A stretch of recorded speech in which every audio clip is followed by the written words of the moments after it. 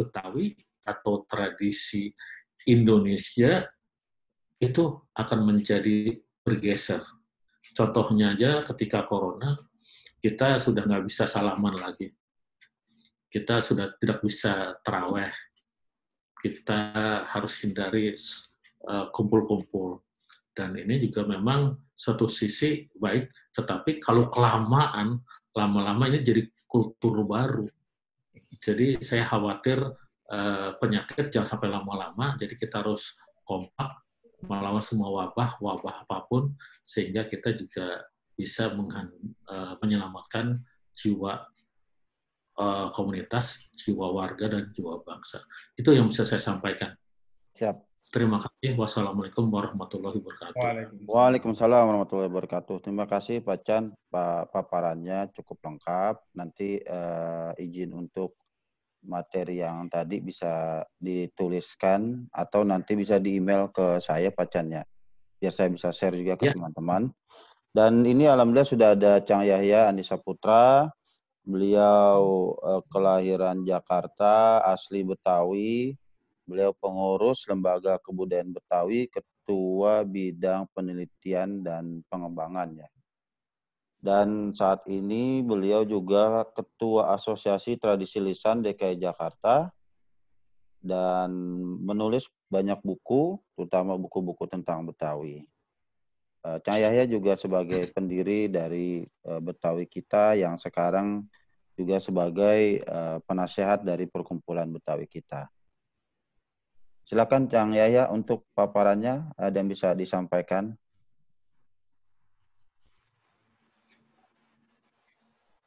Assalamualaikum warahmatullahi wabarakatuh. Waalaikumsalam warahmatullahi wabarakatuh. Mohon dipersori tadi rupanya Bang Roni itu nggak ngasih password yang baru sehingga saya nggak masuk. Masuknya yang ke Betawi Kita ya.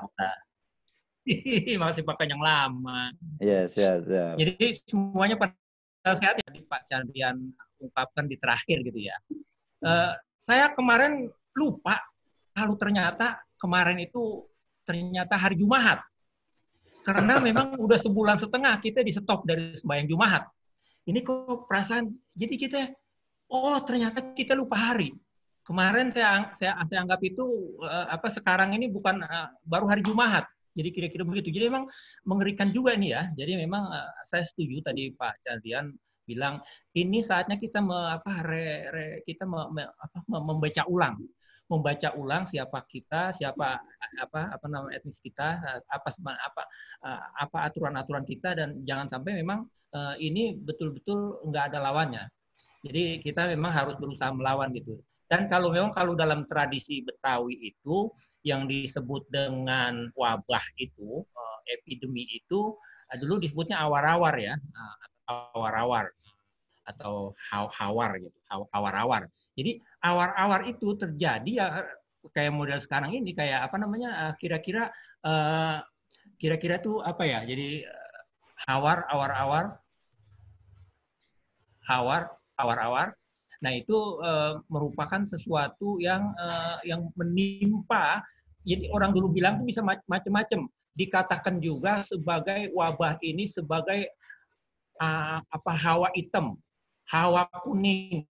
Tetapi yang jelas awar-awar atau hawar itu ya yang saya yakin yang kemudian dalam beberapa hal bisa juga diartikan sebagai sebagai sawan kuya, apa gitu ya, sawan kuya segala macam. Nah ini banyak kawan-kawan kita yang bertanya kalau wabah itu epidemi kalau di Betawi itu apa ya kira-kira. Nah, kalau beberapa penjelasan orang tua kita ya bilang awar-awar atau hawar, atau juga yang kawan-kawan Hongkong kita bilang itu dulu ada ya semacam sawan gitu ya, sawan lain dengan kesambet. Cang Yahya izin ini untuk materi presentasinya masuk nggak di layar? Ya, masuk. Masuk ya, oke. Nanti poin aja, lanjut ya. Oke, ini diinfokan ya. Nah, yang memang itu kan kalau di kita itu yang disebut pemerintah kita ini banyak dari manuskrip yang menjelaskan kepada kita perihal bagaimana wabah itu terjadi di negeri kita. Nah, salah satu yang dapat saya sampaikan misalnya Serat Cabolek ya. Serat Cabolek ini memang peristiwa masa lalu di Jawa ya. Itu yang tokoh utamanya Sultan Agung. Sultan Agung dia kepengen sembahyang Jumahat. Dia biasa sembahyang Jumahat di Masjidil Haram di Mekah.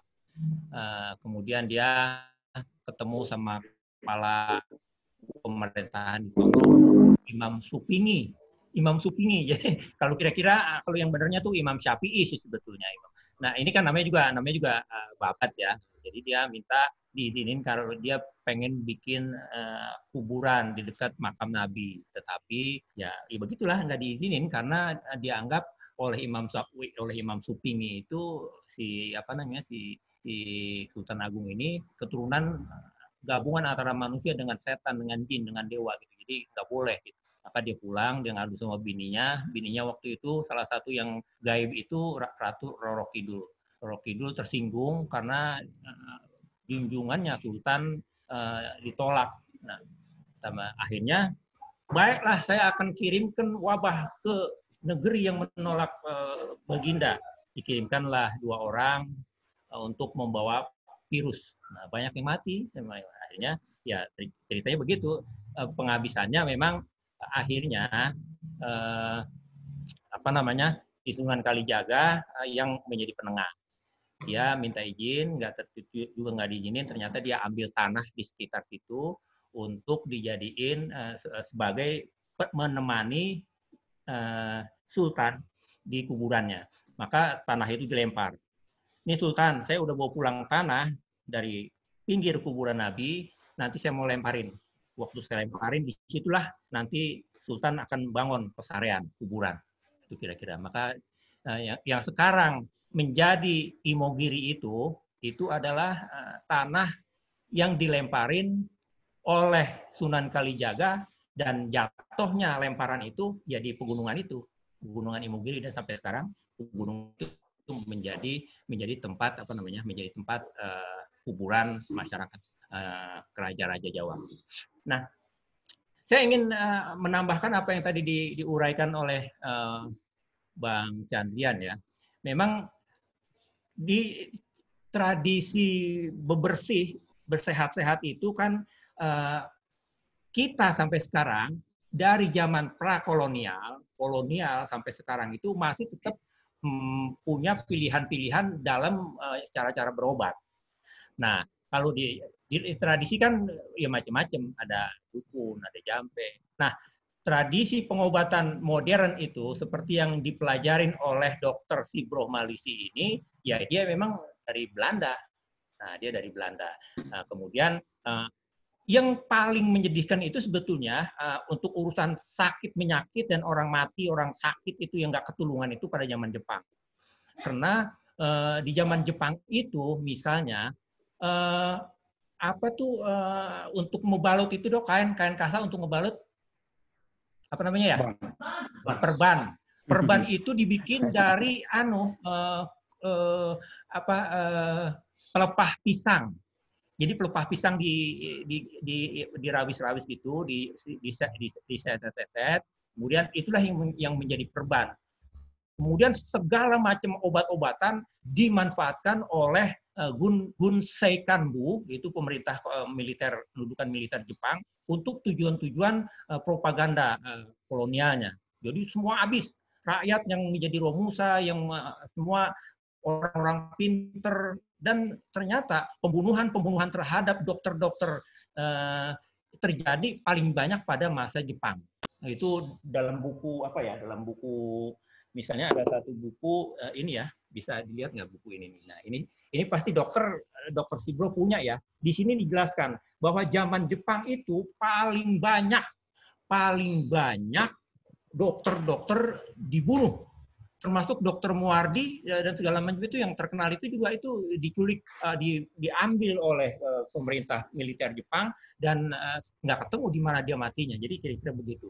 Nah memang macam-macam penyakit itu, macam-macam penyakit kayak model itu kan pada masa kolonial Belanda itu memang muncul macam-macam penyakit dan diketahui karena memang pada masa itu kemudian perawatan orang yang sakit, kesehatan, mendirikan lembaga-lembaga pendidikan itu diusahakan untuk tujuan kepentingan pemerintah kolonial. Dokter didatengin. Pejabat pemelihara kesehatan rakyat juga mulai dibentuk. Kemudian rumah sakit memang sudah dibikin, tetapi rumah sakit khusus untuk militer. Jadi rumah sakit militer. Bahkan pada masa-masa awal, seperti tadi Bang Chandrian sudah mengungkapkan, bahwa di masa awal itu, Ye Kun itu yang meninggal pada 1628 itu, koit dia meninggal lantaran dia sakit perut. Sakit perut, entah sakit perut itu dia kena kolera, apa karena memang muntaber, apa-apa gitu ya, mencret gitu, karena yang jelas dia meninggal karena memang sakit perut. Mungkin ya katanya sih kolera gitu, kira-kira begitu. Nah, apalagi kemudian yang paling mengerikan yang tadi sudah Pak Chandrian jelaskan, memang terjadi geger 1773 misalnya. Karena personil militer VOC itu banyak yang mati, hampir kira-kira 500-an. Dan rata-rata pada tahun-tahun kemudian itu antara 2.000 sampai 3.000 tuh mati itu. Nah, itu kenapa? Dia mati lantaran ya itu sakit apa namanya?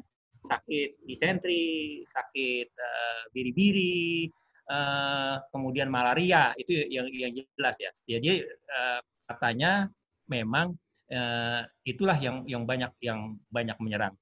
Nah, kerugian sangat besar sampai VOC rubuh itu di 1779 itu keuntungan VOC yang 1 juta gulden setahun itu nggak bisa menutupin ongkos dari ngobatin epidemi yang rata-rata 1,5 juta gulden. Jadi bangkrut, di samping memang VOC bangkrut juga banyak para pegawai tingginya, mulai dari GG, Gubernur Jenderal, itu melakukan korupsi. Tetapi yang jelas, untuk yang kita bicarakan ini, akibat epidemi ini rata-rata 1,5 juta gulden setahun, dan itu enggak keuntungannya 1 juta, tetapi harus ngobatin orang yang sakit gara-gara sakit itu, akhirnya nggak bisa menutupin itu, dan akhirnya ya seperti itu. Dan yang jelas, pada masa itu 2 orang gubernur jenderal di samping pejabat tingginya, 14 anggota 14 itu meninggal, dan juga 2 gubernur jenderal itu meninggal karena sakit ini, malaria. Jadi ada Dirk van Vloon, kemudian Abraham Patras, itu dia kan diancet tuh. Jadi sesudah Dirk van Vloon kemudian dilanjutin dengan Abraham Patras. Jadi masa berkuasanya seperti itu. Jadi karena kota seperti tadi tikus sudah banyak, terus kemudian kebiasaan orang buang sampah udah nggak ketulungan, itu sungai yang disodet itu, Molenvliet dan segala macam sampai ke ujung, sampai ke menembus sampai kepada pantai, itu memang ternyata menjadi buang-buangan tempat sampah. Jadi kira-kira begitu. Nah, inilah yang akhirnya ya seperti itu, nggak ketahanan. Kemudian petinggi-petinggi mulailah melirik ke selatan. Jadi mereka mau keluar tembok yang akhirnya yang sekarang kita kenal kawasan Monas dan sekitarnya itu menjadi Wildtevreden, dan itu lapangan singa itu adalah lapangan Waterloo Plain. Kemudian memang yang sangat personil militer itu tahun 1814 itu memang akibat pencret itu dan panas itu banyak ya, dari 7.470 yang meninggal itu pada tahun itu 514, jadi cukup banyak. Ini mengerikan ya, mengerikan banget betul ini. Jadi kira-kira begitu Pak Bang nanti dilengkapi sama Bang Dr. Fibo. Tapi yang jelas memang kita terus kepentingan kolonial itu kan terus-menerus memelihara kepentingannya. Jadi semua usaha ditujukan untuk kepentingan kolonial. Sekolah-sekolah, rumah sakit. Nah, rumah sakit yang paling pertama sebetulnya, seperti Pak Chan bilang tadi, rumah sakit swasta orang Cina yang punya ya. Itu di situ dia sudah mendirikan rumah sakit di tahun 1640, rumah sakit Cina. Kemudian barulah pemerintah mendirikan rumah sakit pada 100 tahun kemudian, 1819 baru stad perban. Jadi kemudian mereka juga mendirikan rumah sakit yang khusus untuk militer. Sesudah militer barulah kemudian pemerintah kolonial mendirikan rumah sakit untuk sipil. Nah, kemudian juga kawan-kawan yang misionaris itu juga mendirikan rumah sakit. Juga kemudian pendidikan bagaimana para mantri sudah dilakukan. Jadi salah satu yang didirikan bukan hanya cacar sebetulnya, semuanya jenis-jenis penyakit ada didirikan. Di 1820 itu misalnya didirikan pendidikan mantri cacar. Jadi yang tadi Pak Chan bilang itu namanya dikuris. Dikuris Pak Chan. Ya. Dicoret itu namanya dikuris. Kuris itu ada kuris vertikal, ada kuris horizontal. Nah, kalau yang model kita nih sesudah dulu kurisnya kuris begini. Kuris vertikal, horizontal. Yang begitu apa ya? Yang yang ke atas. Itu.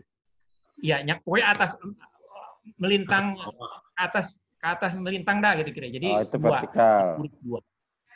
Jadi horizontal sama vertikal. Jadi ada model kuris dua begitu. Nah, itu sudah diajarin. Kemudian juga di abad 20 itu kemudian memang semakin berkembang. Salah seorang orang Indonesia yang senantiasa berpidato meneriakan pentingnya kesehatan, memang itu Dr. Muhammad Rifai ya, yang dalam catatannya Dr. Muhammad Rifai itu dia berpidato di Volksrat, di Dewan Perwakilan Rakyat itu bagaimana pemerintah harus buru-buru mendirikan lembaga-lembaga pendidikan. Maka sekolah dokter Jawa didirikan. Kemudian dokter Jawa digantiin oleh Stovia. Stovia kemudian menjadi sekolah kedokteran di UI yang Salemba sekarang ya. Geneeskunde Hogeschool Salemba. Jadi di Salemba itu kemudian baru pada 1927 sekolah dokter ya, sekarang menjadi FKUI itu jadi tidak. Nah, segala macam rumah sakit juga lebih dulu dibangun di situ sebetulnya, rumah sakit Cibiset. Orang kita bilang rumah sakit Cibiset ya. Orang Cipto ya, Cang ya. Rumah sakit Cibiset ya. Central Burgerlijke Ziekenrichting. Jadi gitu. Jadi gitu. Nah, kemudian dinas kesehatan juga dibangun. Nah, ini semuanya bertujuan untuk ya mereka aja. Karena rakyat itu ya terserah aja. Nah, kesehatan itu kemudian memang di tangan rakyat menjadi lain ceritanya. Kalau kesehatan kemudian masing-masing kita rakyat ini, Cina tadi sudah saya jelaskan, Cina mendirikan rumah sakit juga, dia kan jualan obat-obatan. Kalau kita tahu sampai sekarang juga obat-obatan mereka masih tetap laku ya. Cina bikin rumah sakit di Glodok, kemudian ada rumah sakit umum pusat, ada rumah sakit umum biasa, ada rumah sakit umum daerah, ada macam-macam. Nah, itu yang didirikan terutama memang untuk menjaga kesehatan mereka masing-masing. Rakyat tetap mengalami penderitaan sebagaimana sekarang. Kalau orang-orang pejabat-pejabat udah pada kenyang, udah pada beres, barulah sisa-sisanya buat rakyat, kan begitu. Nah, memang tadi ada beberapa data misalnya. Data kematian di orang pribumi itu baru dilakukan pada tahun 1912 oleh Kementerian Dalam Negeri dan Kementerian Kesehatan. Data kematian tahun 36 itu di Jawa 20%. Orang Jawa termasuk kita nih 20%. Tapi orang Eropa 10%. Nah, dokter pada tahun itu ada 340 orang dokter yang beneran. Lain ya, mantri cacar, mantri apa menteri macam-macam itu beda ya. Kalau tenaga kesehatannya sih kira-kira ada 800-an ya, ada 800-an tenaga kesehatan ya ini dokter ahli, dokter umum dan dokter ahli kayak model dokter Sibro gitu. Ada jumlahnya tahun 33 itu cuma 340. Sementara rakyat pada saat itu ada 50 juta. Jadi perbandingannya satu dokter Sibro menangani 150 orang-orang model Pak Chandrian yang bengek gitu ya, yang kurap. 150.000 ya maksudnya ya? 150.000 ya? Ya, 150.000 itu yang ditangani oleh satu dokter saat itu. Ya tentu saja. Dan ini pun tentu saja rakyat nggak, ya, rakyat di nomor berapa kan udah jelas. Pada masa kolonial itu ranking atas itu kan mereka.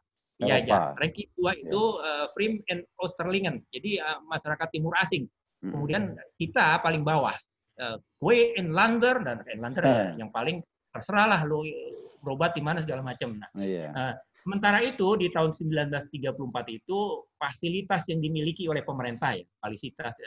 Nah, ada misalnya fasilitas 3 rumah sakit umum pusat. Yang saya heran juga itu adalah sakit, kalau kusta jelas ya, tadi sudah dijelaskan oleh Pak Chandrian, sakit jiwa. Ini sakit jiwa Pak Chan. Miring, stres, trip. Nah, jadi cukup banyak ya. Rumah sakit jiwa itu ada rumah sakit jiwa. Kemudian jumlah tempat tidurnya itu ada 307.937. Paling banyak pada tahun 1875. Kemudian rumah sakit gila yang di Bogor itu didirikan 1882. Terus rumah sakit tempat dirawatnya Pak Chandrian di Grogol 1924. Nah, di samping itu ada juga dibangun rumah-rumah tempat singgah, ada 11 tempat untuk sementara untuk menampung orang gila. Nah, ini orang gila bermasalah betul juga saat itu ya Pak Chandrian ya. Nah, ini data-data dari buku yang saya sebutkan tadi itu. Jadi dari buku ini ya. Nanti bisa difotokopi sama saya nih. Saudara Rahmat Sadli juga udah punya, sudah saya kasih ini. Jadi data di sini penting, termasuk apa aja yang mereka kerjakan. Nah, itu yang mengerikan. Nah, rakyat kita nih, rakyat pribumi, kita berobat ya taunya dukun, jampe. Kemudian juga mapak itu babakan angsana, kemudian apa itu yang obat cacing juga termasuk obat termasuk yang bermasalah ya Pak Chan ya, cacingan kaki gajah itu. Nah, kemudian perginya ke situ, dukun melihat sakit ini ada macam-macam, maka itu ada dukun yang untuk ngobatin orang kesambet. Ada spesialis ya dukunnya juga ya. Kesurupan. Ya dukun juga ada dukun spesialis dukun. Ada dukun yang memang untuk ilmu-ilmu gaib, ilmu-ilmu siluman. Ada juga dukun untuk yang kesambet, kemasukan setan. Ada juga dukun untuk penyakit-penyakit yang cuman di luarnya, kayak model busik, kurap, kudis, gitu ya. Kemudian juga sakit-sakit yang ada di luar. Kemudian juga sakit yang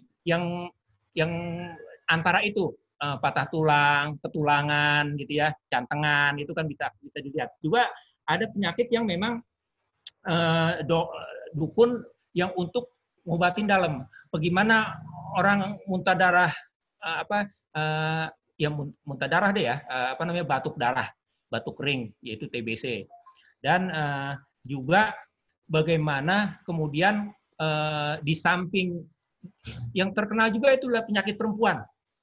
Penyakit perempuan itu juga termasuk banyak tuh penyakit perempuan. Nggak tahu kenapa gila dan penyakit perempuan itu termasuk yang banyak juga ya. Itu penyakit perempuan itu apa sih istilahnya Pak Chan? Yang Pak Chan pernah mengalami tuh. Sipilis. Itu dia. Raja singa ya. Sipilis. Raja singa itu termasuk penyakit ini. Nah, kemudian juga apa namanya? Bacaan-bacaan jampe-jampe. Nah, itu yang selalu rakyat kita itu ya lazimin gitu. Jadi Cahaya bacain jampe sayur asem dong. iya nanti kita bacain. Jadi kira-kira begitu Bang Roni dan kawan-kawan semua ya dokter ya. Nanti biar dokter dan Bang Chandrian yang melengkapin. Pokoknya yang jelas buang air darah dulu ya. Dulu kan namanya buang air darah.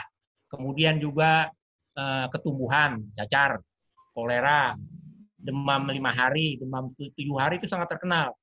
Kemudian pes tadi sampar ya, udah di ini. Itu dulu dimulai dari kampungnya Pak Chandrian tuh Tanjung Priok. Itu ya, apa leptospirosis tadi itu ya, apa namanya pes itu. Iya itu mulai dari kampung Pak Chandrian tuh di Tanjung Priok ditemukannya pada saat itu pada tahun 1940. Di kampung saya ada namanya patek.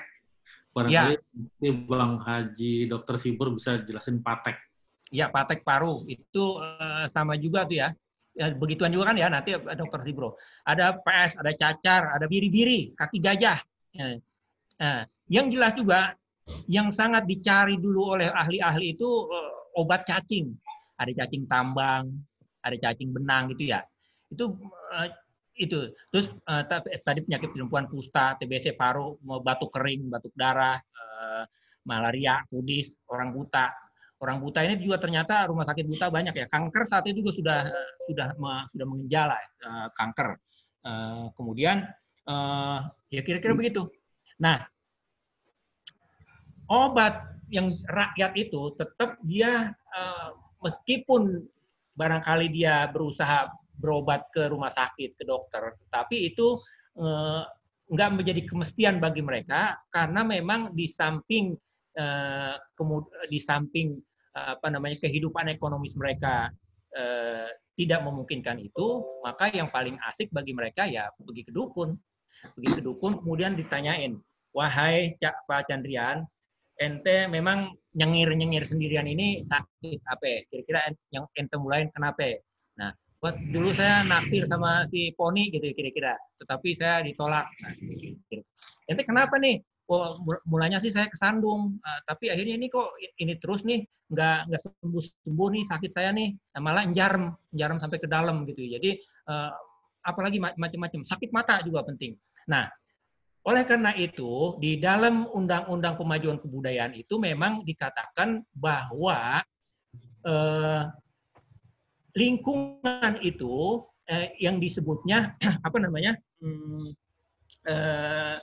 apa ya pokoknya penting kita hidup dan memelihara secara bersama-sama. Jadi dukun dia bisa tahu makna penyakit karena dia membaca tanda-tanda. Puhunan juga memberikan tanda-tanda kepada itu. Misalnya pun teleng, pun sirih, pun dadap, pun macam-macam itu menjadi salah satu menjadi pelajaran-pelajaran bagi dukun kita. Bagaimana caranya supaya nggak batuk. Nah, nggak batuk itu atau buang-buang air tuh mencret itu kan misalnya kalau Pak Chandrian suka dia embat aja kok daun sirsak misalnya daun nangkalanda itu dia bikin air, dia bikin apa namanya atau bisa juga daunnya, bisa juga bijinya ditumbuk maka itu bisa menjadi obat untuk apa namanya mencret begitu. Jadi banyak dan jampe-jampe juga tetap dilazimin karena memang buku yang mempelajari ini itu ada buku senantiasa dipakai oleh dukun-dukun Betawi itu buku mujarobat ya, buku mujarobat. Jadi buku mujarobat itu selalu dipakai. Jadi kesimpulannya pengobatan modern, pengobatan Dr. Sibro dengan pengobatan Pak Chan itu berbeda karena kepentingannya memang justru berbeda. Di samping memang kondisi pada saat itu nggak memungkinkan orang pribumi untuk bisa berobat ke tempat-tempat yang memerlukan biaya dan memerlukan jarak tempuh yang cukup jauh gitu kira-kira ya. Nah, saya kira begitu ya.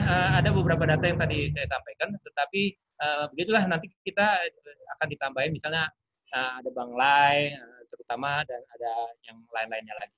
Jadi gitu ya, Bang Dr. Sibro, Bang Chandrian, Bang Roni, Bang Lai dan semuanya yang ada di sini, juga kaum perempuannya. Kaum perempuan itu penting ya, dari dulu itu kaum perempuan penting.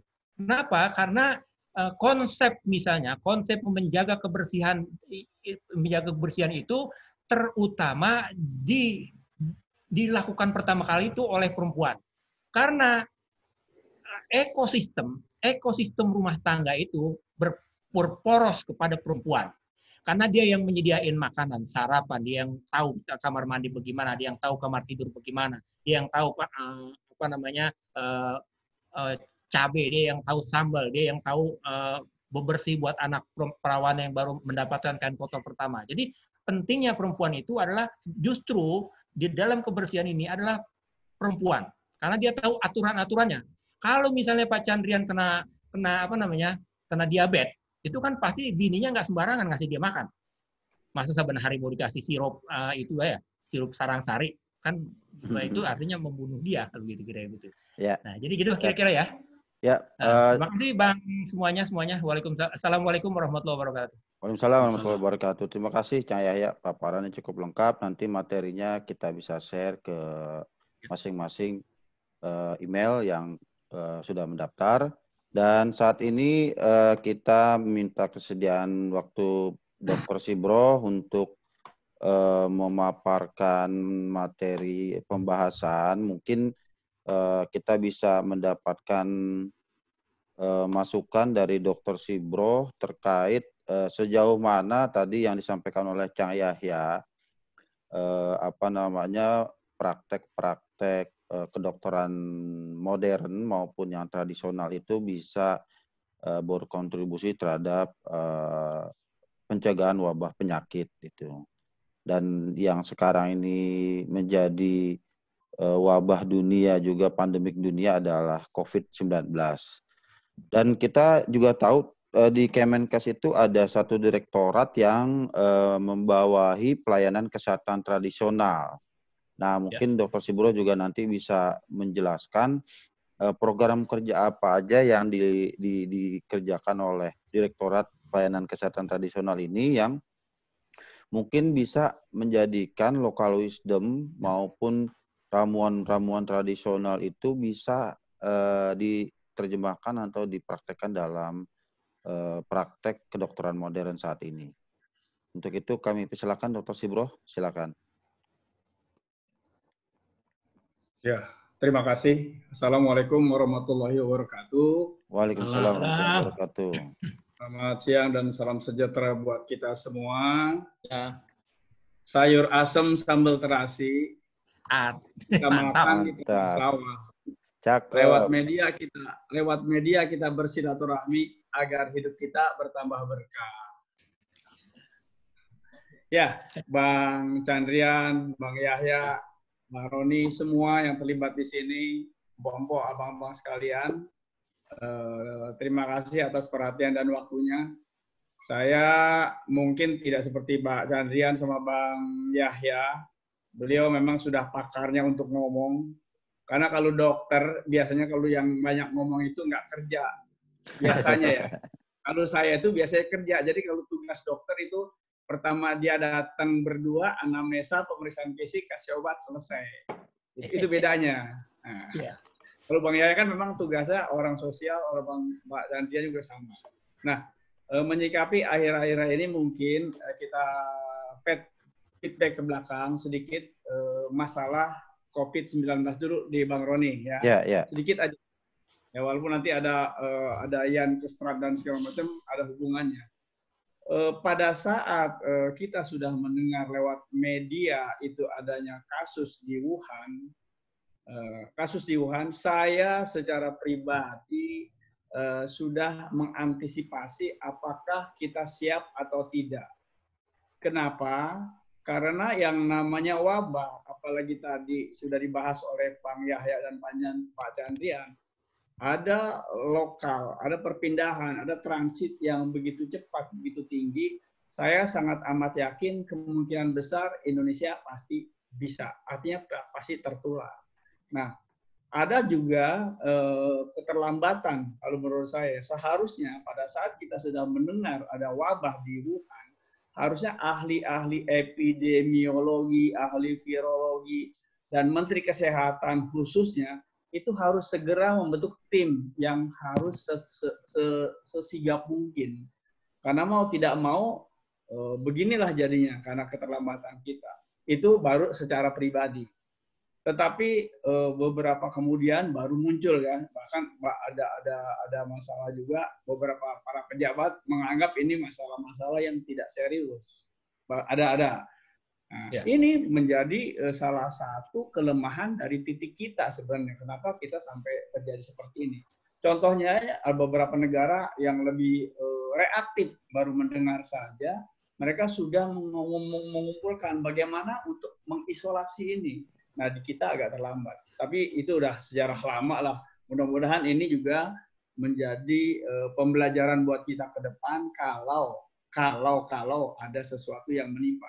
Karena yang namanya wabah itu menurut teori, kalau Bang Yahya bilang kan sesuatu itu ada masanya. Masa itu ada waktunya. Nah, wabah pun tadi dari pembicaraan Pak Candian, Bang Yahya, dan segala macam, pasti ini akan menjadi terus-menerus di mana musim itu akan bergantian. Apalagi Indonesia, wabil khusus negara-negara yang termasuk negara beberapa musim, atau musim panas, musim dingin, musim hujan, tidak seperti negara-negara lain. Artinya kemungkinan itu sangat besar. Nah, masalah COVID-19 ini sebenarnya lebih cenderung kalau saya melihat ini kan sudah mengenai beberapa negara. Tugas siapa yang paling utama? Ya tugas orang yang masih hidup di dunia. Yang masih hidup di dunia adalah tugas kita. Siapa yang orang tugas hidup di dunia? Adalah orang yang punya pikiran, punya kesadaran. Selama itu ada proses, kalau kita tidak punya pikiran, tidak punya kesadaran, saya yakin kasus seperti ini akan menjadi lama.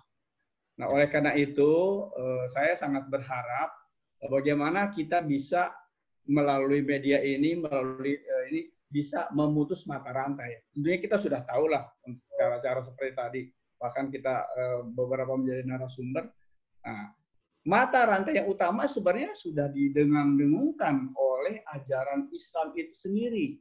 Salah satunya mungkin sebagai tambahan saja bahwa an-nazofatu minal iman, kebersihan bagian dari iman. Nah, sebagian besar kebersihan itu bagian dari iman. Itu sebagian besar loh, sebagian. Nah, apa sebagian lagi? Ternyata menurut pribadi saya, sebagian itu adalah imunitas. Ya, imunitas, kekebalan.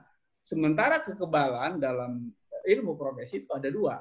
Ada kekebalan yang didapat, ada kekebalan yang dibentuk. Yang didapat itu oleh kita, proaktif. Yang dibentuk oleh diri kita sendiri. Nah, yang kekebalan didapat salah satunya tadi dengan asupan makanan, vitamin, dan segala macam olahraga. Itu kekebalan bisa kita dapatkan. Tapi ada juga kekebalan yang oleh diri sendiri, itu tadi hakul yakin kita.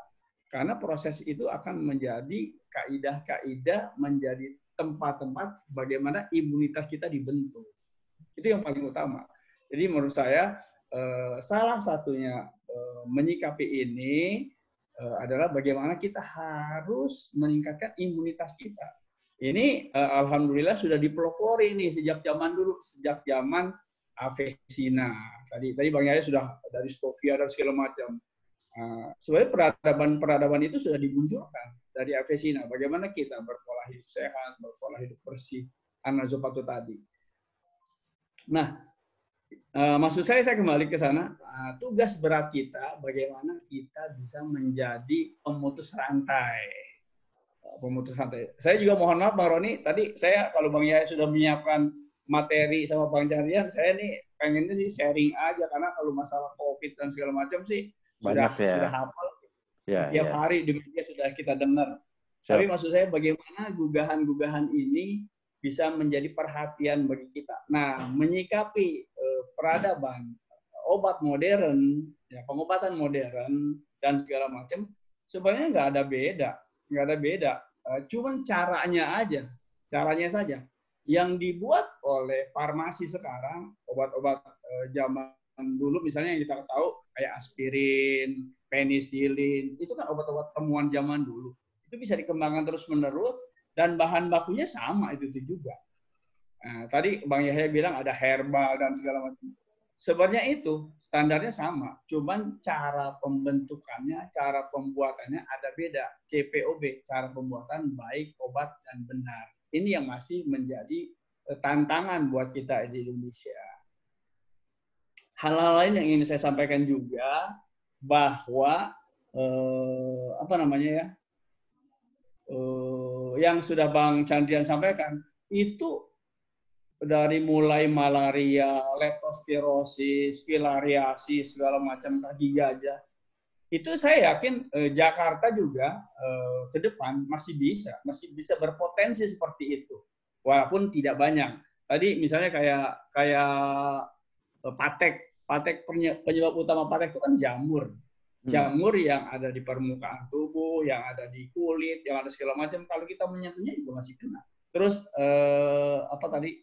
selain patek orang bilang pes mau pinjal. Lepra itu kan mikrobakterium lepra. Itu masih ada di Jakarta. Dan bahkan dulu ada rumah sakit Sintanala ya di Tangerang yang tadi Bang Jandan sudah punya lebih dari itu masih ada. Walaupun beberapa kasus masih sudah menurun karena perubahan perilaku kita yang lebih bagus, lebih sehat, lebih baik. Yang pertama. Jadi menurut saya selama kita masih hidup, selama kita masih berpola tidak mengikuti aturan-aturan kebersihan, saya sih sangat amat yakin di mana saja, di kota mana saja, di negeri mana saja, ini masih akan sangat bermunculan penyakit-penyakit ini. Bahkan mohon maaf, kalau boleh saya cerita sedikit, pada saat saya kuliah di YARSI tahun 81 sampai 82, 83, saya dapat mata kuliah yang namanya penyakit dengue. Dengue itu baru ada 7 strain, baru ada 7. Sekarang puluhan strain, di mana puluhan strain itu sudah bisa bermetamorfose dengan karakteristik sendiri-sendiri. Dulu orang penyakit demam berdarah kalau dites dengan PTHI di sini dilibatkan di sini ada kemerah-merahan, wah ini DBD. Sekarang gejala-gejala seperti itu sudah tidak ada lagi. Udah nggak pakai gejala lagi ya, Dok ya?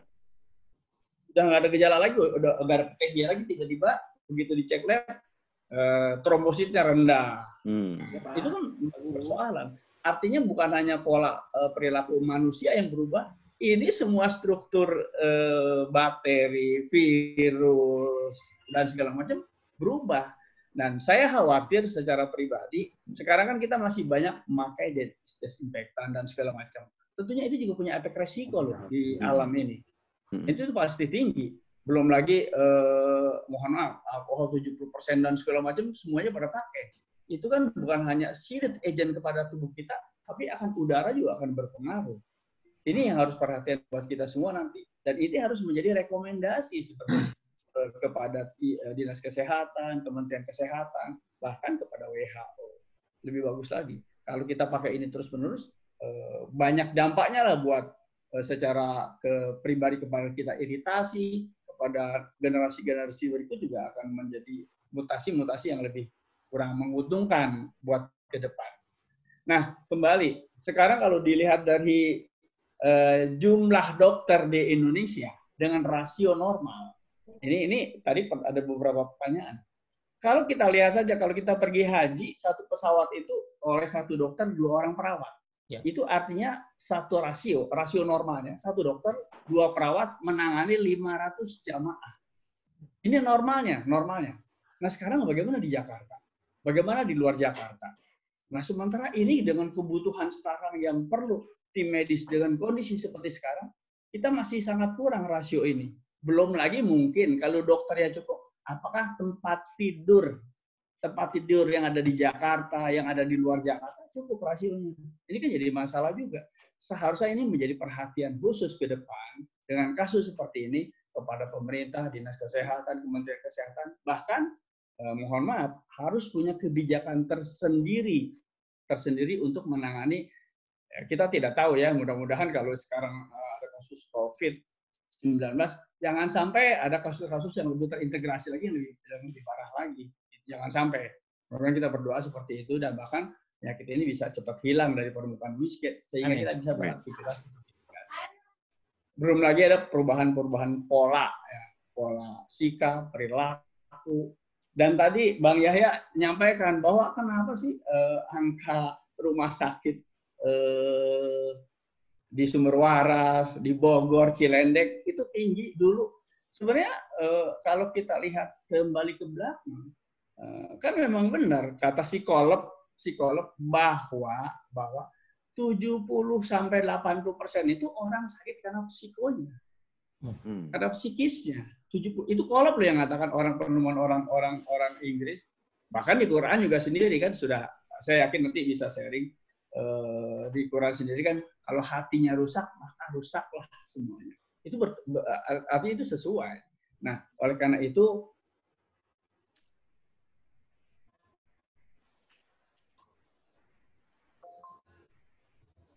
apa nih? Perlu juga pengamat tinggi. Lain yang ingin saya sampaikan juga, mungkin saya tidak seperti Bang Yahya, tapi yang jelas saya coba tadi kontak ke Yan Kestra Bang Roni. Bang Roni tadi sebenarnya sih kalau dari 2-3 hari sebelumnya di komunikasi mungkin mereka akan gabung, karena di Kementerian Kesehatan sendiri itu ada bidang tradisional yang membantu untuk kehidupan salah satu peluang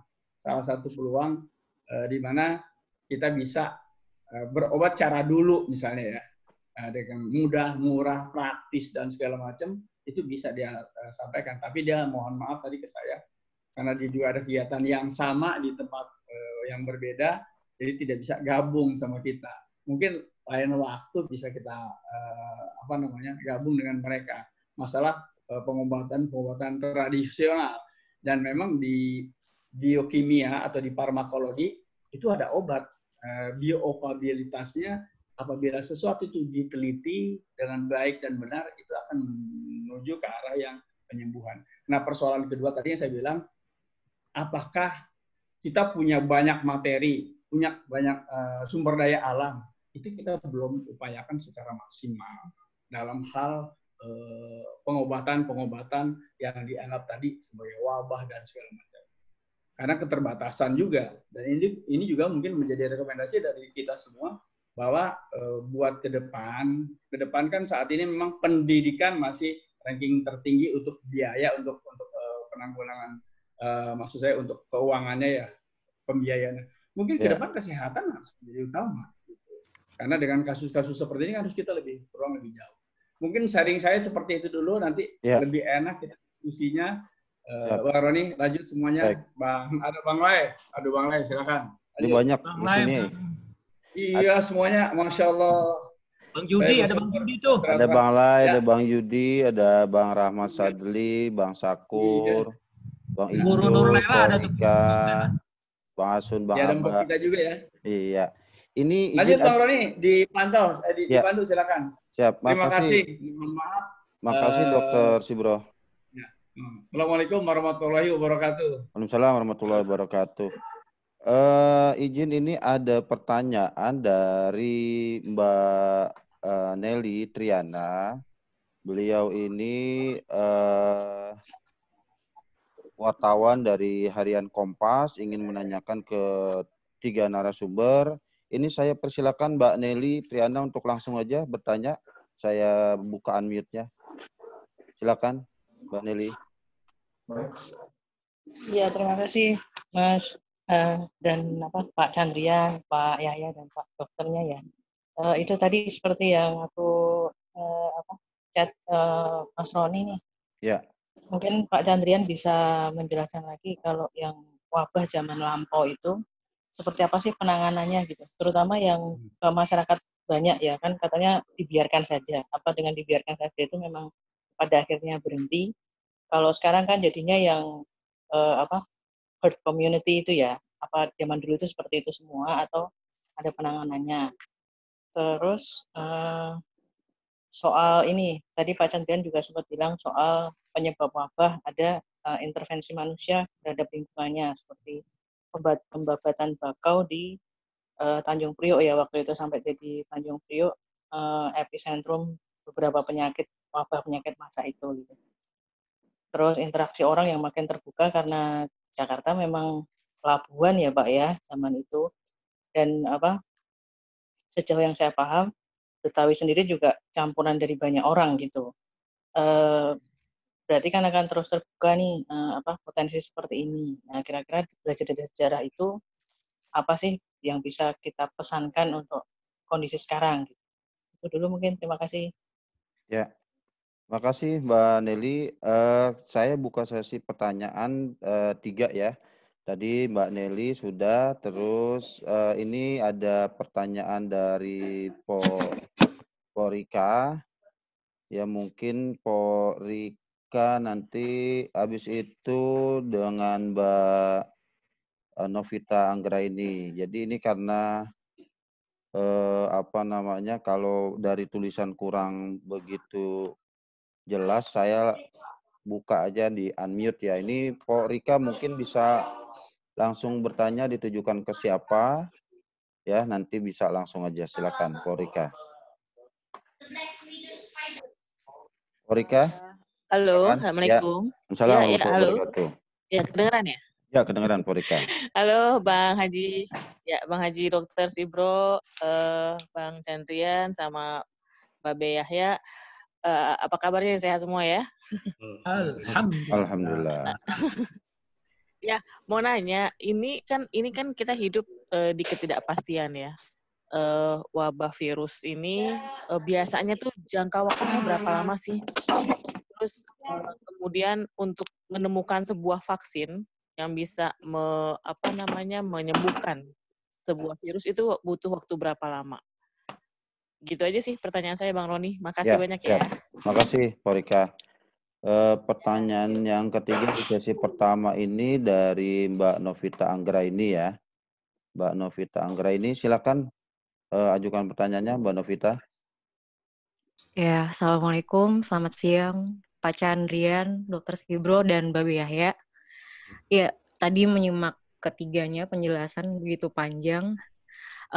Beberapa hal sebenarnya kita tahu bahwa JPKUN itu mulai menetapkan Batavia sebagai pusat wilayah kegiatan di wilayah tropis, sehingga banyak kapal yang berlayar dan mengirimkan ratusan orang hampir setiap waktunya, yaitu pada dekade 1610 hingga 1620 aja dalam catatan jurnal ada sekitar 19.000 orang yang berlayar, kemudian meningkat menjadi 40.000 orang di dekade 1650 sampai 1660, dan menjadi 85.000 per dekade dalam 1 abad kemudian. Kemudian pada paruh abad pertama ke-16 itu banyak sekali penyakit dari wabah, kemudian epidemi, hingga akhirnya menjadi pandemi yang tertukar antara dari Asia ke Eropa, kemudian dari Eropa ke Asia dari perputaran orang-orang tersebut yang bersinggah melalui kapal-kapal yang dari Eropa berlayar untuk berdagang. Disebutkan juga dalam jurnal kesehatan bahwa dokter Eropa pertama yang mengenal tentang penyakit di wilayah tropis adalah seorang dokter asal dari Portugal, yaitu Garcia de Orta. Nah, hal yang ingin saya tanyakan adalah apakah kejanggalan atau ketidaktahuan pada masa tersebut yang akhirnya kelambanan respon dari kolonial, yaitu pada saat itu adalah VOC ya, untuk mengaktifkan dokter-dokternya di Batavia menangani wabah atau epidemi sendiri karena ketidaktahuan dari penyakit yang pada saat itu terjadi. Karena mungkin apakah sebelumnya tidak ada perpindahan orang dalam jumlah yang sangat besar sebelum terjadi penjajahan lah ibaratnya yang waktu itu dilakukan oleh VOC dari Eropa ke Asia. Saya ingin tahu bagaimana pendapat para narasumber terkait pernyataan atau opini ini. Terima kasih. Ya, terima kasih Mbak Novita. Mungkin bisa dijawab oleh ketiga narasumber. Pertanyaan pertama dari Mbak Nelly tadi, pertanyaannya itu mengenai penanganan wabah di Batavia oleh pemerintah kolonial, dan juga tadi ada pertanyaan mengenai soal penyebab wabah itu karena ada intervensi manusia di lingkungan seperti pembabatan bakau di daerah Tanjung Priuk gitu ya, tanaman bakau Tanjung Priuk yang menyebabkan akhirnya terjadi pandemi penyakit. Terus yang Pak Rika juga tadi ada pertanyaan, mungkin tadi udah dicatat ya.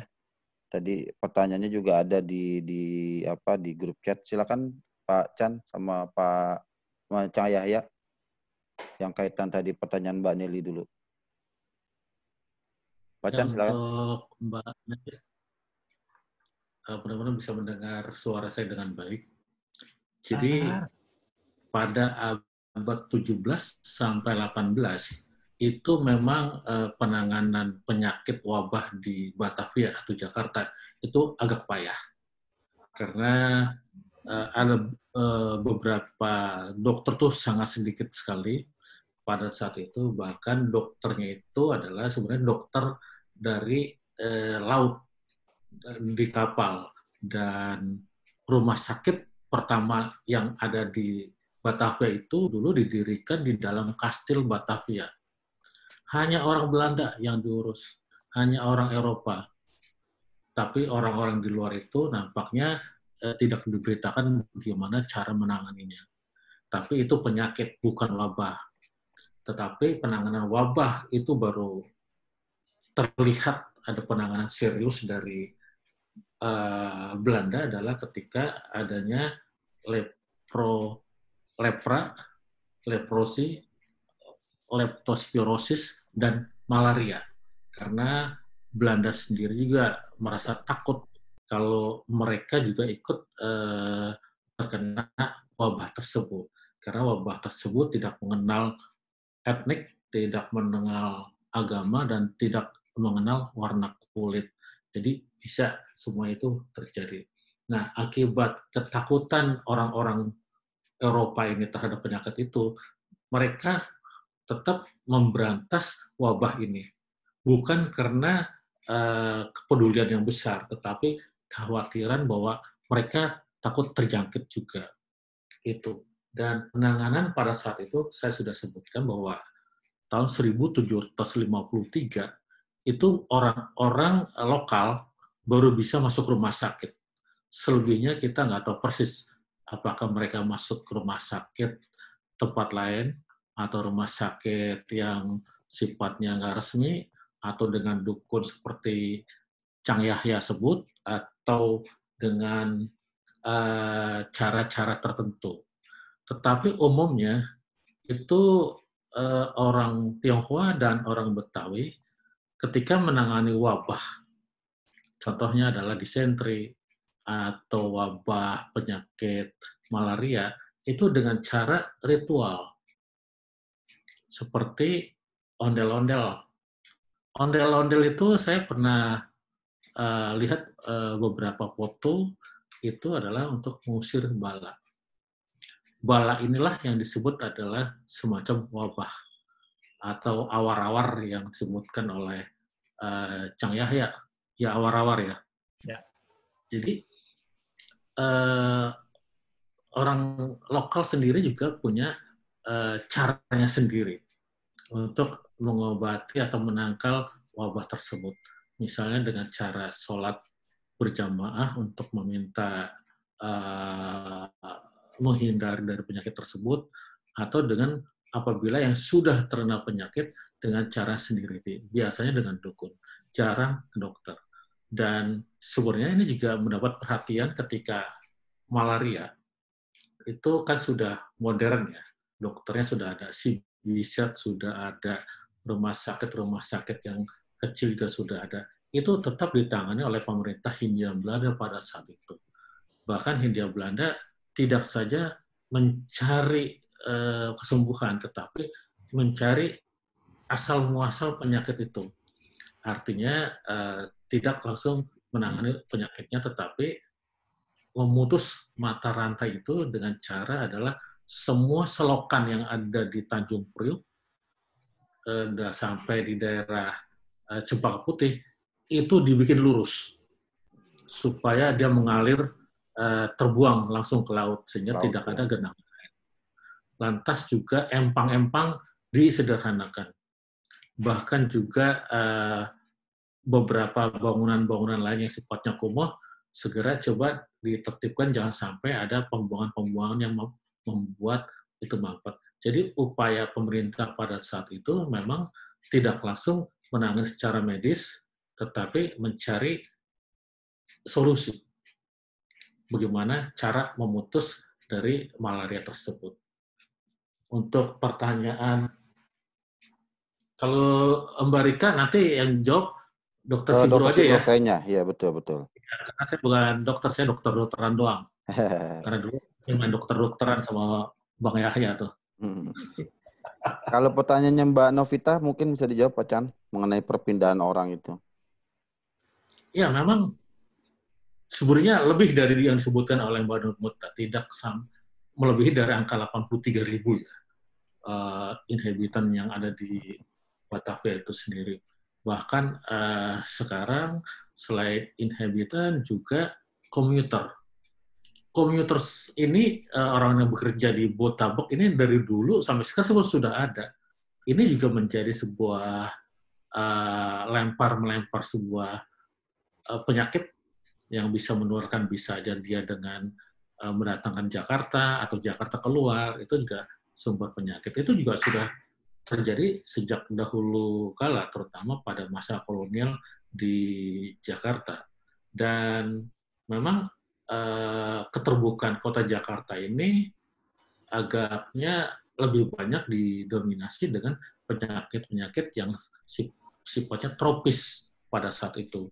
Jadi penyakit yang mungkin dari Eropa itu nggak bisa masuk ke Indonesia. Tetapi sekarang anehnya penyakit COVID sudah tidak mengenal lagi batas geografis, batas cuaca, dan tidak mengenal lagi etnik. Itu yang cukup kita waspadai, bahwa keterbukaan sebuah kota ini harus ada resikonya, adalah bisa mendatangkan, menularkan penyakit, di samping juga beberapa kewaspadaan lainnya yang sifatnya bukannya epidemik tapi penyakit. Di Indonesia sendiri atau di Jakarta, penyakit yang sifatnya internasional itu hanya leptospirosis saja, tetapi belum mencakup dan corona pada sekarang. Tapi dulunya biasanya semacam epidemik saja, yang misalnya di satu daerah itu kumat lagi, ada lagi, datang lagi, terusnya dia terhenti lagi, datang lagi. Lepra contohnya, itu juga sebenarnya sampai sekarang masih ada penyakit itu, dan penyakit itu juga dikategorikan di dalam Kongres Kesehatan di dunia itu juga itu contagious disease. Artinya itu ya penyakit yang menular. Kalau bahasa Bang Yahya itu penyakit yang bisa nepak. Nepak itu bahasanya Bang Yahya ya, ketepaan. Jadi saya yakin ya, mudah-mudahan sih hanya 2 penyakit ini yang sifatnya lintas negara. Tetapi yang sifatnya lintas negara lebih kecil lagi memang banyak. Tapi lebih umum di Jakarta itu ya adalah epidemik. Tapi kalau misalnya patek itu juga belum epidemik. Cacar itu juga sifatnya memang menular, tapi karena tropis saja yang menjadi ciri khas di kota Jakarta yang tropis lembab. Jadi barangkali bisa dilengkapi oleh Bang Yahya nih. Ya, silakan ya, Kang Yahya. Apa yang mana nih? Yang pertanyaan tadi Mbak Nelly dulu, Mbak Nelly yang tadi masalah interaksi, kalau memang udah cukup clear jawaban dari Pak Chandrian, bisa lanjut ke Mbak Novi mengenai perpindahan penduduk yang mungkin bisa menyebabkan misalnya penyakit. Begini ya, memang Bang Roni dan Mbak Nelly Diana, itu memang semua dulu itu masa kolonial dari zaman VOC kemudian pada pemerintahan kolonial Hindia Belanda itu, semua usaha-usaha kesehatan terutama untuk tujuan ya orang Belanda sendiri. Nah, rakyat-rakyat kemudian baru pada pertengahan abad 9, akhir abad 19, masuk awal abad 20, baru kemudian ada perundang-undangan yang jelas bagaimana masyarakat pribumi itu diperhitungkan. Misalnya, peraturan mengenai jawatan kesehatan yang dibuat pertama kali itu pada tahun 1882. Dan kemudian banyak perubahan sesudah masuk abad ke-20. Jadi pada tahun 1910-an, 11-an itu baru ada. Nah, kemudian memang perundang-undangan atau ordonansi yang mengenai wabah itu pernah baru kemudian itu dirilis oleh mereka pada tahun 1911-an gitu ya. Jadi memang baru kemarin sore misalnya ada politik yang mengenai etis ya, wabah ya sesudah itu ya. Sebelum itu iya masuk. Kemudian wabah itu misalnya tadi itu undang-undang mengenai kolera, sampar, cacar, difteria, darah tipes itu baru pada tahun 1911-an dikeluarin. Kemudian ordonansi tentang karantina yang tadi Pak Chandrian sebutkan itu memang baru jelas-jelas meskipun pengasingan orang itu sudah terjadi jauh sebelumnya, pada abad ke-17 sudah terjadi pengasingan untuk orang-orang yang lepra. Tapi yang untuk urusan-urusan karantina untuk semua penyakit itu baru jelas dikeroyok pada tahun 1900-an, 1911. Nah juga, kemudian bagaimana orang pemeriksaan apa sekarang tuh kalau yang orang diperiksa mati, diperiksa apa namanya? Dok? Apa tuh? Pemeriksaan orang yang mati. Otopsi. Forensik. Forensik segala macam itu baru pada tahun 1916 itu orang forensik itu boleh di black orang. Baru ada undang-undang orang di black dengan nama undang Primde untuk orang-orang Timur Asing itu baru tahun 1916. Jadi black apa di black? Kemudian. Nah, tapi kemudian aksi yang nyata ya misalnya yang tadi Po Nelly tanyakan itu aksi nyata bagaimana pemerintah turun tangan langsung membenarkan kena sampar. Apa itu sampar ya? Sampar apa tadi sampar? Sampar. Pes ya? Pes. Yang dari tikus itu. Leptospirosis. Ya pokoknya pes sampar. Itu memang jelas pemerintah itu turun tangan dengan memperbaiki perumahan rakyat. Jadi dikatakan memperbaiki perumahan rakyat. Perumahan rakyat itu mulai di Jawa, kemudian juga termasuk terkhususnya memang di Jawa. Itu ada terjadi perbaikan rumah rakyat yang cukup signifikan kalau cara orang ngomong sekarang ya. Jadi kalau di Jawa jumlahnya itu antara tahun 1911 sampai 1935 itu jumlah rumah yang dibenerin oleh pemerintah itu rumah-rumah rakyat itu ada 553.773 di Jawa Timur. Di Jawa Tengah lain lagi, kemudian di Jawa Barat lain lagi. Jadi cukup banyaklah mereka langsung turun tangan untuk memperbaiki aksi langsung bagaimana menangani wabah yang diderita oleh masyarakat. Tapi yang jelas tujuan utamanya adalah memang untuk melindungi mereka sendiri, untuk melindungi kaum penjajah sendiri. Jadi ada dampak positifnya buat rakyat karena memang kalau wabah yang begitu itu kan seperti tadi udah disebutin nggak tahu siapa yang kena siapa, yang orang agama apa gitu, pokoknya diembat aja semua sama mereka semua gitu. Yeah. Nah, ini kira-kira begitu. Yeah. Kalau ini ya kalau perpindahan VOC itu menggempur Jayakarta itu kan bumi hangus. Jadi dia perlu tenaga banyak orang, nah dia datangin banyak orang. Nah jadi pada masa itu mulai berdatangan, apalagi kemudian terjadi perlu pembangunan, juga banyak yang mati, yaitu terus didatangin orang-orang, terutama orang-orang yang menjadi budak didatangkan ke sini. Jadi itu berdatangan terus.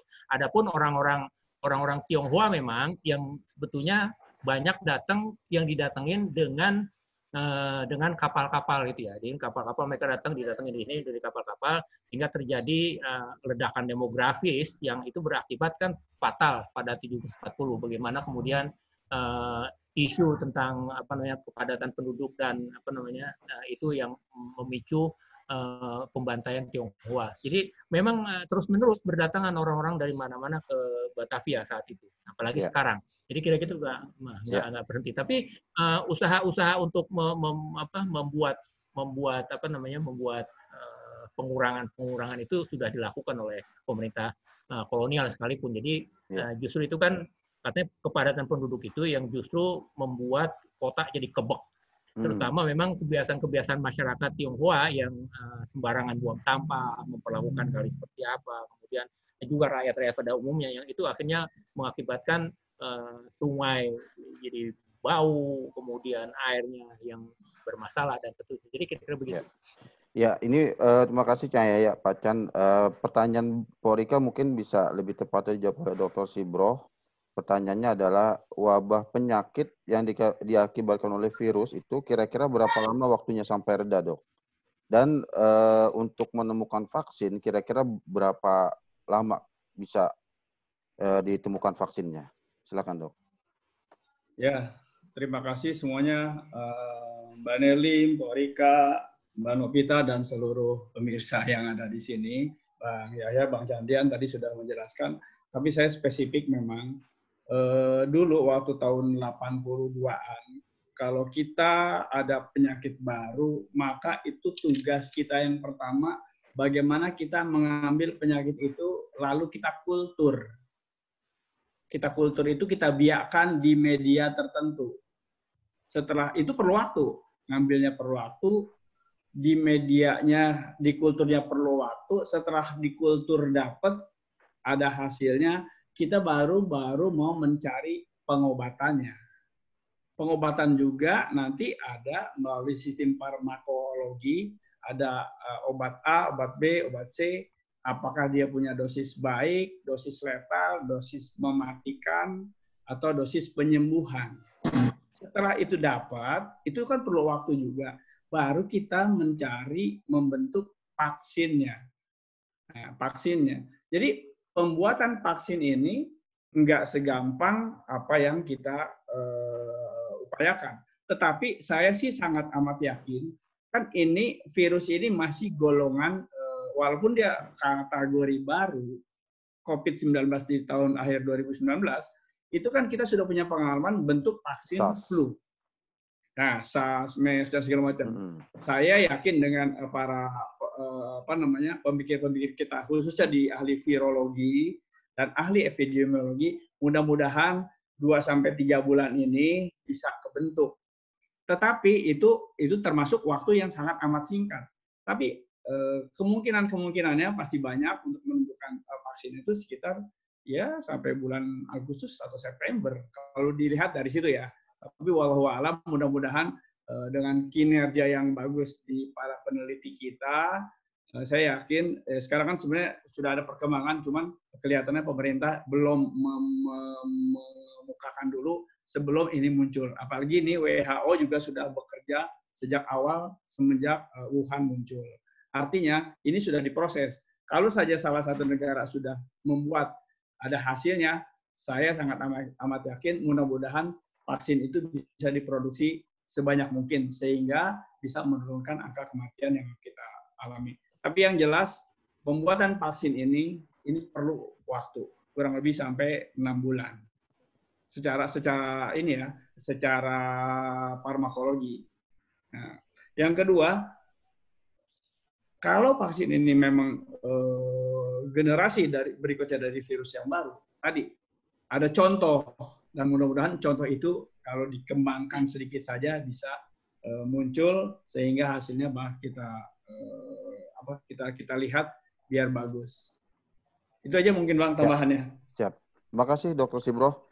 Sesi kedua ini ada pertanyaan mungkin saya bacakan aja ya karena waktunya terbatas. Ini pertanyaan mungkin lebih tepat dijawab Cang Yahya. Pertanyaan dari Mbak Tertiani dari Jakarta Post. Dari presentasi Cang Yahya, saya melihat wabah saat itu membuka jalan untuk modernisasi dengan adanya rumah sakit, pendidikan mantri, dan lain-lain.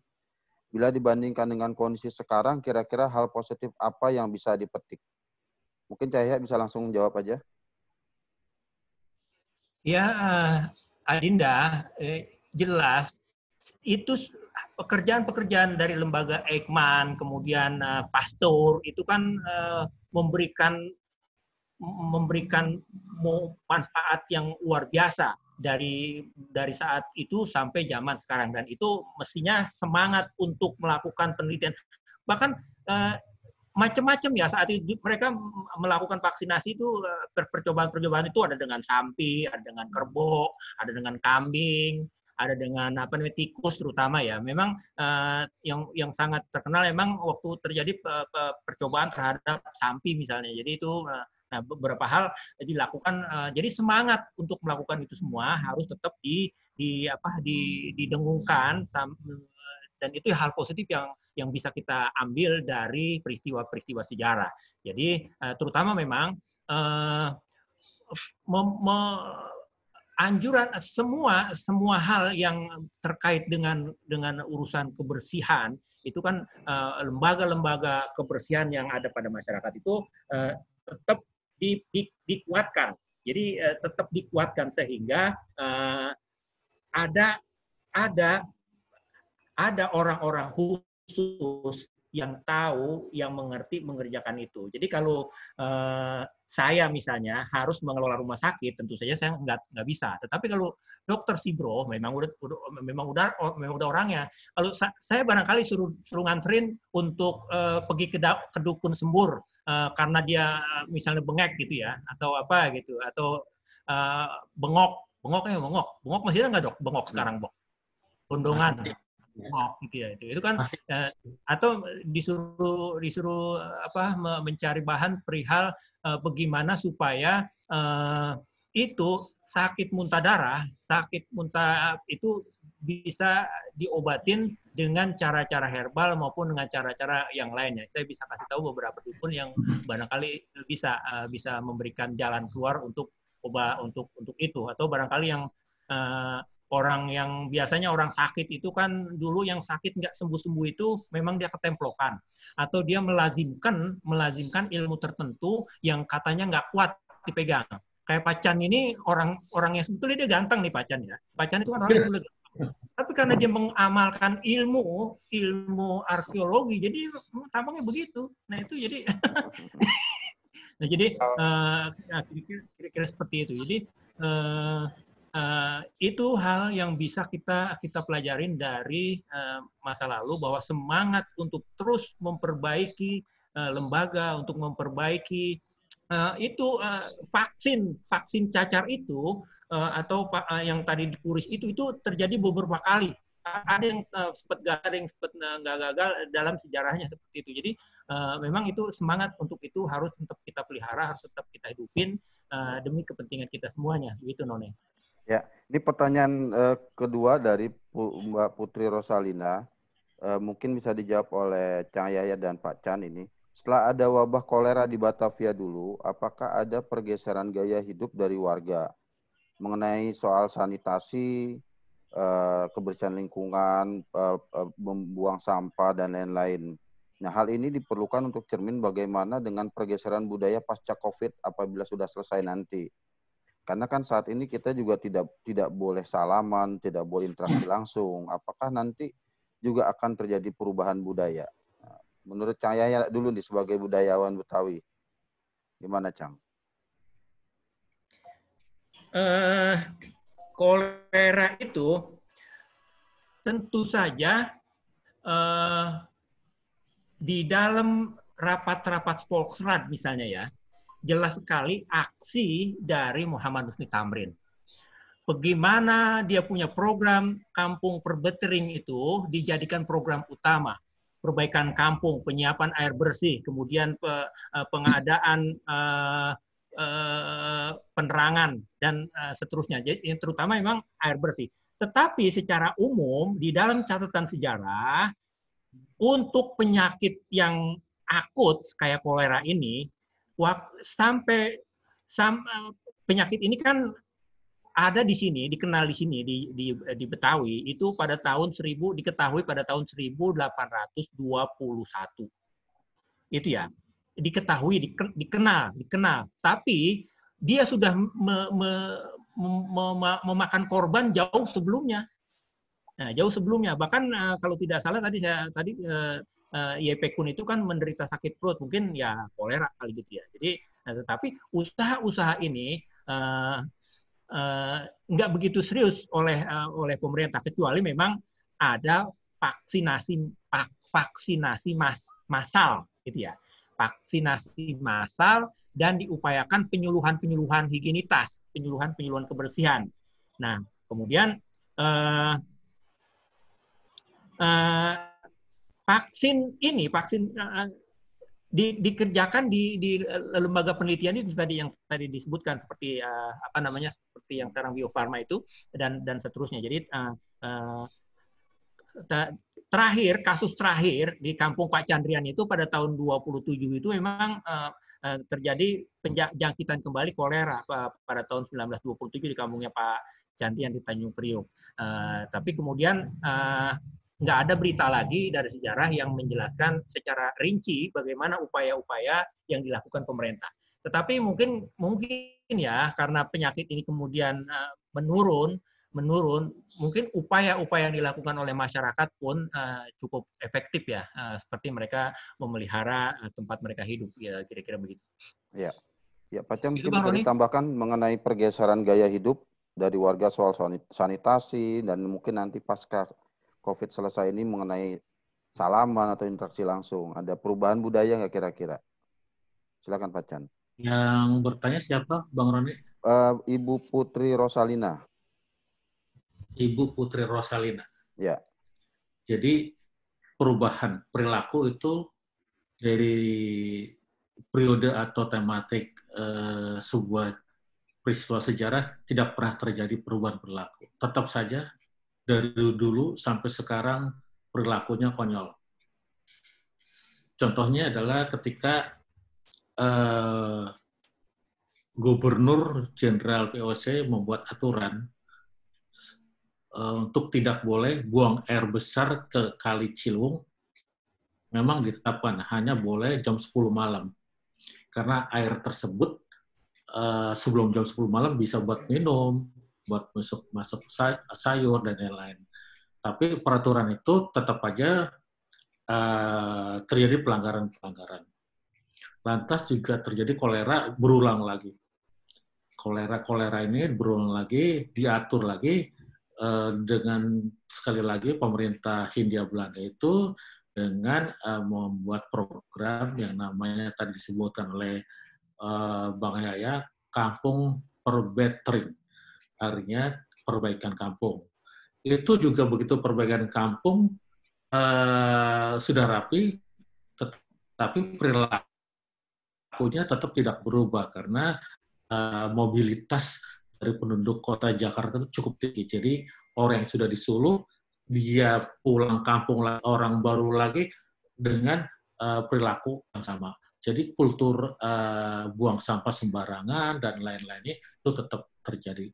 Begitu juga di daerah kampungnya saya yang dulu di Tanjung Priok, seperti kolera atau malaria, itu terulang lagi. Penyakit itu berarti membuktikan bahwa gaya hidupnya tetap saja sama. Gaya hidupnya sifatnya kurang sehat dan tidak bersih, itu seringkali kita bisa jumpai. Entah persentasenya berapa yang bersih, yang tidak bersih, itu juga sangat relatif ya. Tetapi setiap upaya yang dikerjakan oleh pemerintah dengan pembangunan infrastruktur, tetapi infrastrukturnya itu tidak dimanfaatkan mungkin sekitar 2 atau 3 tahun kemudian akan diterbengkalai lagi. Itu selalu terjadi sejak zaman kolonial, mungkin juga sampai zaman setiap gubernur DKI Jakarta yang sampai sekarang. Jadi itu barangkali yang bisa menggelitik hati kita bersama. Mudah-mudahan peserta seminar ini seperti pertanyaan Ibu Putri itu, kita bisalah merubah. Pertama adalah dengan cara bersih, itu hikmahnya ketika pemerintah mencanangkan, ayo cuci tangan. Bahkan hari cuci tangan sedunia juga ada nih, Dr. Sibro udah dicanangkan beberapa tahun yang lalu. Sehingga cuci tangan ini kita juga lupa. Ada kultur dari sebuah etnik tertentu yang makan pakai tangan bisa sehat, tapi sekarang kultur orang-orang yang makan pakai tangan langsung seperti daerah Sumatera Barat itu sudah mulai pikir-pikir lagi, sehingga kultur itu berubah lagi. Terutama Bang Yahya nih, makan nggak pakai cuci tangan ini biasanya ini sakit, tapi kalau Bang Yahya khusus lah, dia nggak bakalan sakit karena ini Punya bukan orang jampe-jampe, dong. Kang Yahya. Ini keturunan jin ini, jin Betawi. Begitu, Bu Putri, mudah-mudahan kita bisa selamat dari semua malapetaka yang sekarang melanda bangsa kita. Ini pertanyaan terakhir ada 2 dari Bang Sakur Usman dari Forum Jurnalis Betawi, dan juga beliau ini wartawan di merdeka.com, dan terakhir Bang Icul. Bang Icul juga aktivis Betawi. Silakan Bang Sakur, langsung aja sampaikan pertanyaannya. Ya, terima kasih Bang Roni. Assalamualaikum para narasumber dan abang-abang pok sekalian. Saya satu pertanyaan aja nih. Kayaknya untuk Dr. Sibroh nih. Terkait soal, tadi kan dibilang bahwa virus itu juga berevolusi kan. Kalau manusia kan jelas berevolusi gitu. Nah, virus ini juga berevolusi. Nah, saya pernah nonton satu tayangan di stasiun TV Australia. Nah, salah satu penyebab virus corona ini kan pasar basah nih Bang ya. Karena virusnya dari hewan dan dia udah bisa transfer ke manusia. Nah, dalam konteks tadi virus ini sudah berevolusi. Nah, kira-kira ke depan ini dalam perspektif kedokteran ini mitigasi kita sebagai manusia yang tentunya juga berevolusi ini kayak apa nih Bang? Maksud saya apakah nanti ke depan lebih banyak orang akan mengkonsumsi vaksin gitu, kayak influenza gitu kan?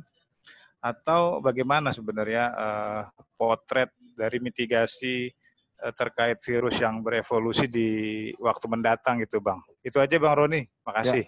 Ya, makasih. Silakan dijawab Dr. Sibro. Ya, terima kasih Bang Sakur dan semuanya.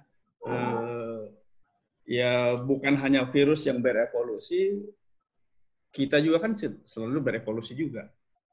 Virus itu memang selalu mengembangkan perubahannya melalui sistem namanya replikasi.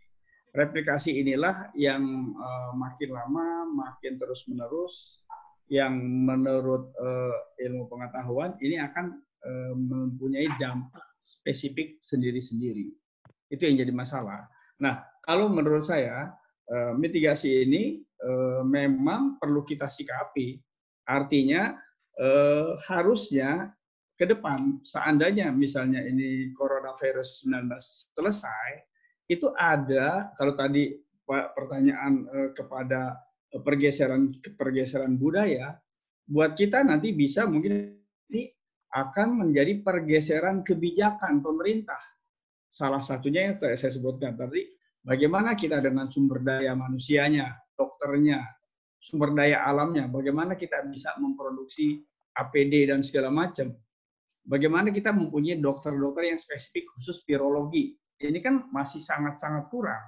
Nah, belum lagi nanti kalau saat ini kita ada beberapa tempat pelayanan kesehatan yang disulap menjadi rumah sakit virus, ini ke depan harus kita punya persiapan yang lebih matang.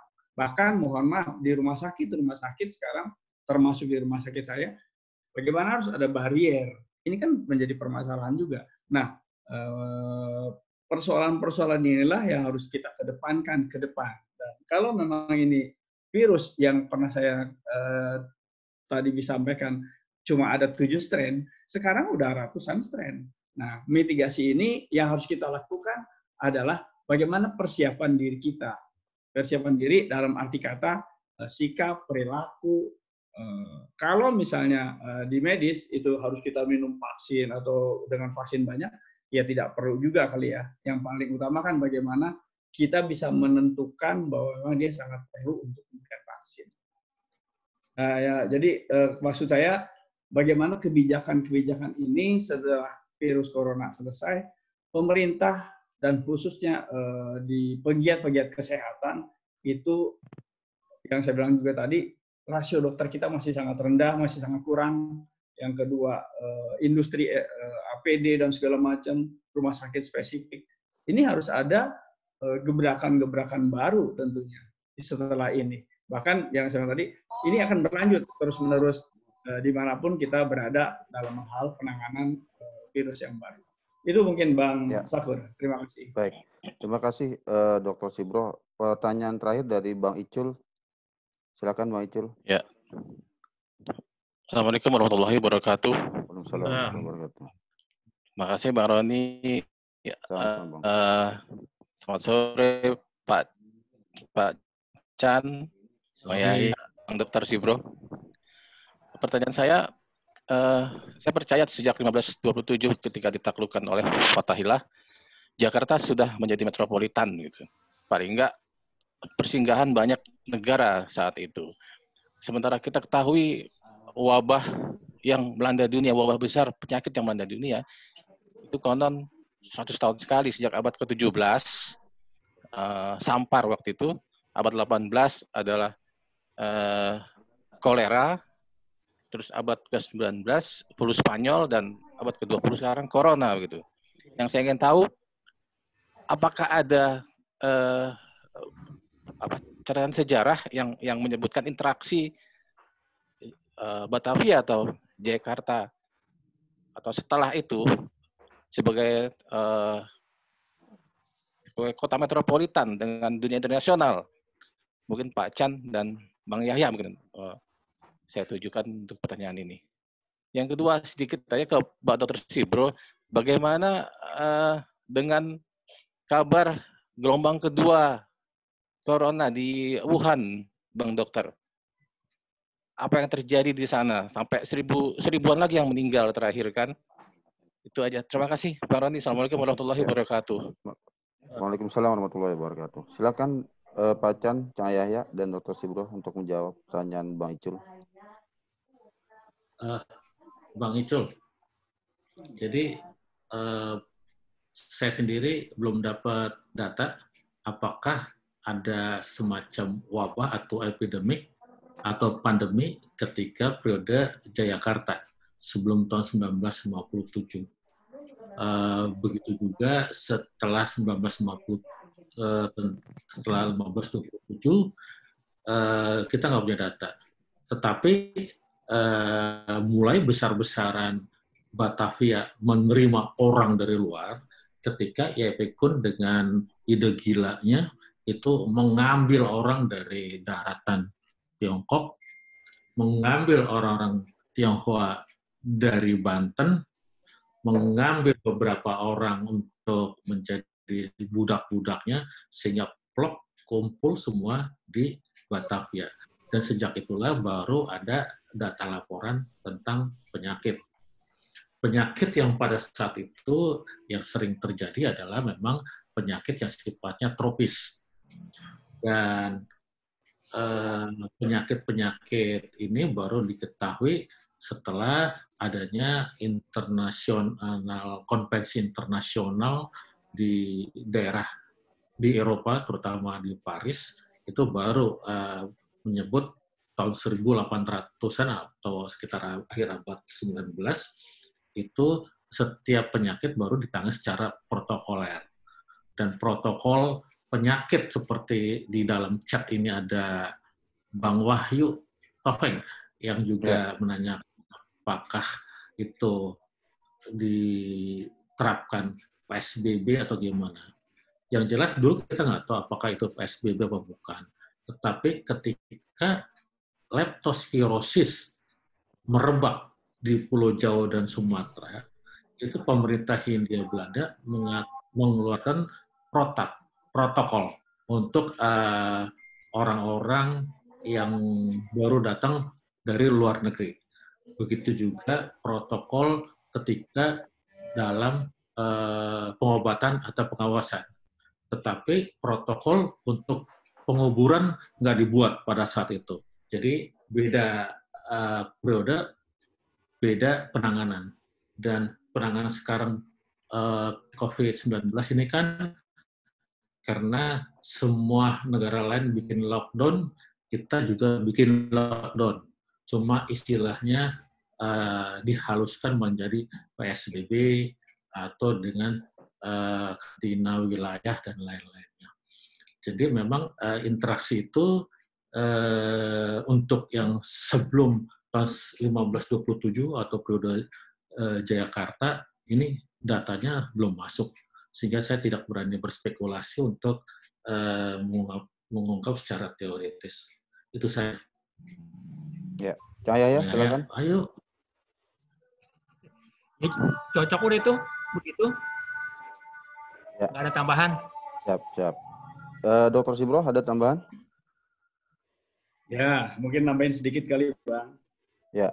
Ya, Bang Icul, kalau kita memang di akhir-akhir ini kita melihat kasus Wuhan muncul lagi. Karena saya juga sangat, dan kita semua sangat prihatin. Kenapa? Karena bukan hanya di Wuhan ternyata. Jangan sampai juga terjadi di Jakarta, di Indonesia. Kadang-kadang masyarakat kita tadi cepat puas. Begitu dinyatakan sembuh, dia euforia. Dia lupa, dia kemana-mana, saya sudah sembuh. Padahal dia masih bisa tertularkan oleh yang lain. Atau dia masih ada karier, walaupun gimana kan kita imunitas kan sangat bervariasi. Bisa fluktuatif juga ya. Jadi ya itu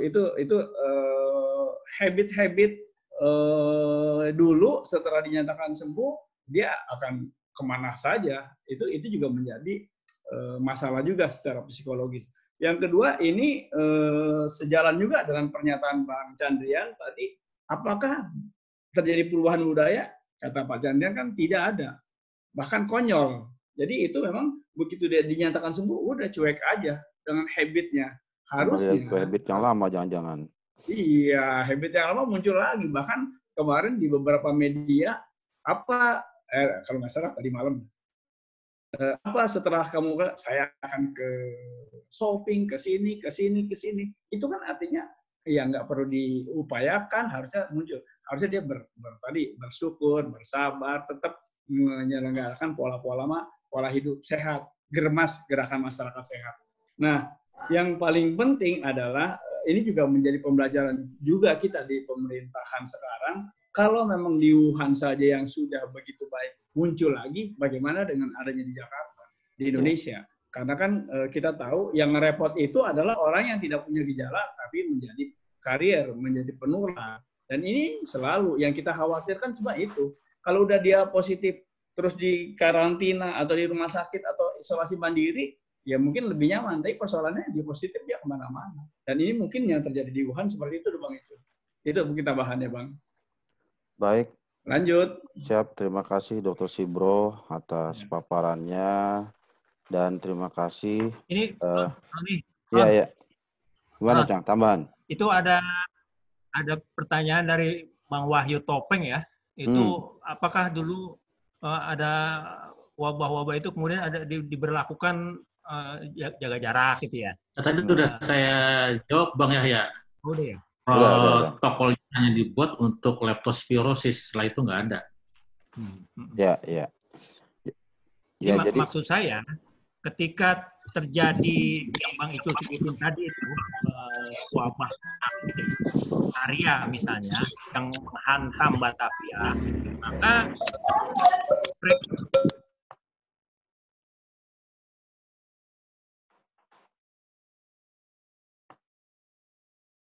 Baron Gustav Willem van Hoff itu yang memulai keluar dari Kastil Batavia, pindah ke arah selatan, ke arah Jalan Jakarta, Jakarta West gitu. Jadi kemudian terus-menerus pindah. Jadi mereka meninggalkan kawasan yang memang buruk untuk mencari kehidupan alam yang lebih bersih. Jadi perpindahan dari satu tempat yang jelek pada tempat yang bagus itu menjadi satu pilihan pada saat itu, dan itu terjadi pada tahun 1743 ketika terjadi wabah kolera cacar yang begitu menakutkan ya. Saat itu menelan banyak korban. Jadi kota yang begitu buruk, sanitasi yang begitu buruk. Nah, begitu kira-kira.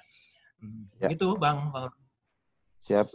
Saya kira karena waktunya sudah cukup panjang, alhamdulillah kita sudah selesai untuk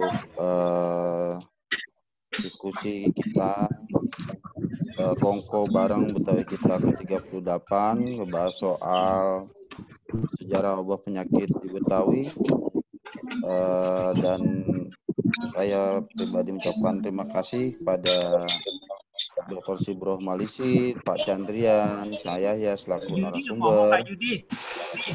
Iya, di sini ada teman-teman kita semua, ada di pengurus Betawi kita, ada Bang Rahmat, ada Bang Aba, ada Boya dan lain-lain. Ada di sini ada Bang Yudi juga, Bang Icul, Bang Syakur. Ya, saya kira kita tutup aja pertemuan pada siang hari ini. Mudah-mudahan lain waktu kita bikin acara lagi dengan tema yang lain, dengan diskusi yang diundang nanti ada beberapa narasumber juga. Saya kira terima kasih sekali lagi. Mohon maaf apabila ada kekurangan. Wassalamualaikum warahmatullahi wabarakatuh. Tetap semangat, kita jaga jarak. Mudah-mudahan ini segera selesai dan foto bersama dulu Bang Roni. Ya. Foto bersama. Foto bersama ya. Jelang Ramadan kita ucapin mohon maaf lahir batin, semoga ibadah Ramadan kita nanti. Mohon maaf lahir batin juga semua. Mohon maaf lahir batin. Terus silaturahmi kita berkah. Amin, amin. Terima kasih Bang Lai. Terima kasih semuanya. Juga. Salam buat semua ya. Ya. Bang Syakur foto backdropnya yang ngeri Bang Syakur tuh. Iya. Bang Rahmat tadi tambahan banyak tuh, ada Ponopita juga tuh. Ya, Assalamualaikum warahmatullahi wabarakatuh. Assalamualaikum warahmatullahi wabarakatuh. Sehat-sehat semua. Amin, amin.